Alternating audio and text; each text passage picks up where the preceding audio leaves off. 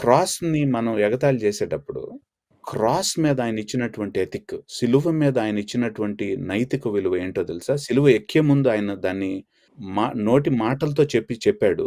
సిలువ మీద యాక్చువల్‌గా ఆ మాటని యాక్చువల్‌గా నిజం చేసి చూపించాడు. ఆయన ఏమంటున్నాడంటే, మీకు నేనొక నూతనమైనటువంటి కమాండ్‌మెంట్ ఇస్తున్నానంటున్నాడు. సిలువ మీద ఎక్కే ముందు యాక్చువల్‌గా శిష్యులతో మాట్లాడిన మాట అది.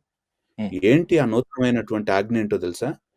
ఇప్పటివరకు నిన్ను వల్లే నీ పొరుగువారిని ప్రేమించు అనేటువంటి ఆజ్ఞ ఉంటే, ఇప్పటి నుంచి ఒక కొత్త ఆజ్ఞ మీకు ఇస్తున్నానంటున్నాడు. ఏంటంటే ఆజ్ఞ, దేవుడు మిమ్మల్ని ఎలా ప్రేమించాడో అలా ప్రేమించాలట మీ నైబర్‌ని. That's the new commandment. ఎలా తెలుసు దేవుడు నన్ను ప్రేమించాడని?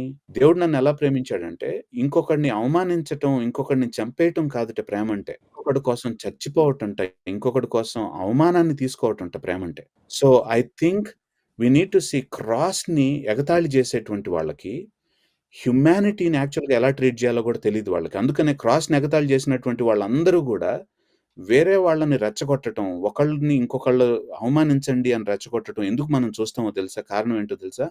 Because they did not understand the new ethic. నిజమైనటువంటి మానవ జీవితం, నిజమైనటువంటి మనిషి ఎవరో తెలుసా?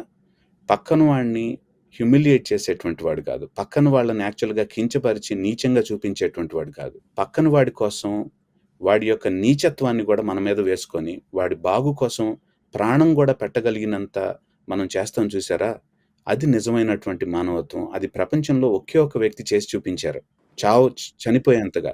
అది సిలువ మీద జరిగింది. దేవుడే మనిషిగా వచ్చి, మనిషి యొక్క అసహ్యాన్ని, మనిషి యొక్క చండాలాన్ని తన మీద వేసుకొని, దాన్ని అది వేసినప్పుడు కూడా మనల్ని ప్రేమిస్తూ మన మంచి కోసం, తండ్రి వీరేం చేస్తున్నారో వాళ్ళకి తెలీదు, క్షమించండి అని అంటున్నారు చూసారా?